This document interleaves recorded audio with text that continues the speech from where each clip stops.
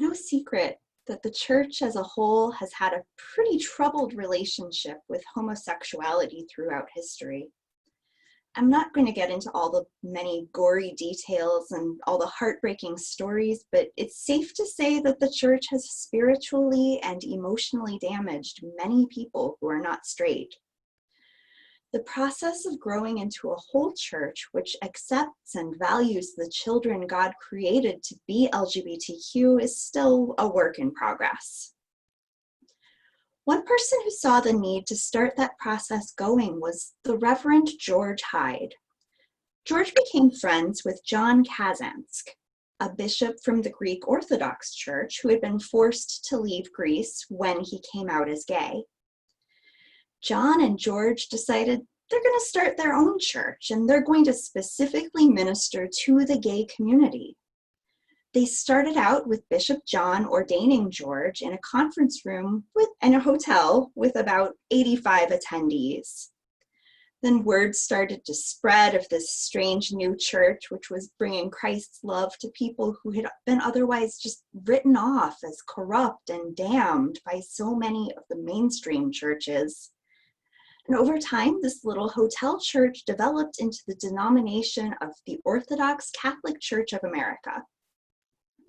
Now, this isn't a totally rare story. There are plenty of churches that have popped up wanting to love the rejected members of society. They're in places like San Francisco in the late 60s, New York City in the 90s. But what makes this story particularly remarkable is the time and place.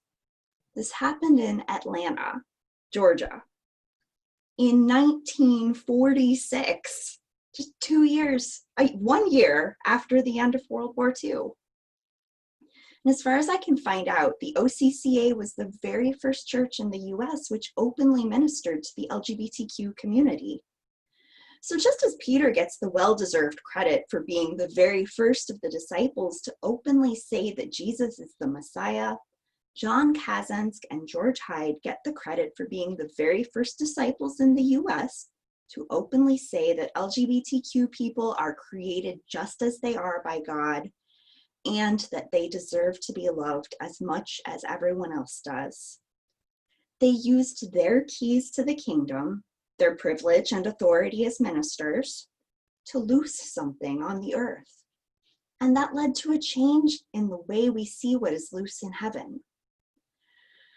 I always perk up a little when I see that one of my scheduled sermon days has a gospel reading about Peter, because so much of the time in the Gospels, Peter is a hot mess. I can project all my own failings onto him. If I feel overwhelmed by an experience, I can remember Peter babbling like a fool when he sees Jesus talking with Moses and Elijah at the Transfiguration. If I realize I'm scared of something God's plan might bring, I can remember that Peter was so scared of the results of that plan that he denied even knowing Jesus 3 times. But I don't get to do that with Peter today, because today is the day he gets it exactly right and is brave enough to say it. You are the Messiah, the Son of the living God. Today, Peter sees clearly and speaks clearly and shows us just why Jesus put so much trust in him. Good work, Peter. A++ for today. Of course, in next week's gospel, Peter's going to mess up so badly that Jesus calls him a Satan, but that's next week's problem. Or is it? I've read some analysis that says the gospel writers just didn't like Peter.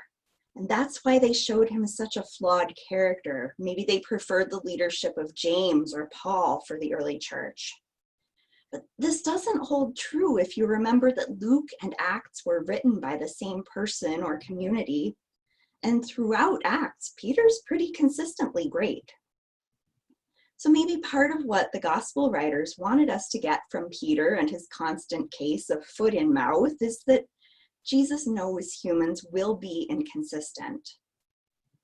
Our progress towards seeing the truth of God will be inconsistent because we're products of our time and our place, and so many other aspects of our society and culture and upbringing. No one person is going to be the rock on which the church is built, because no one person can be that stable or sturdy. No one person is going to hold all the keys to the kingdom of heaven to bind and loose things on the earth, because no one person can be perceptive enough to see what God has bound and loosed in heaven.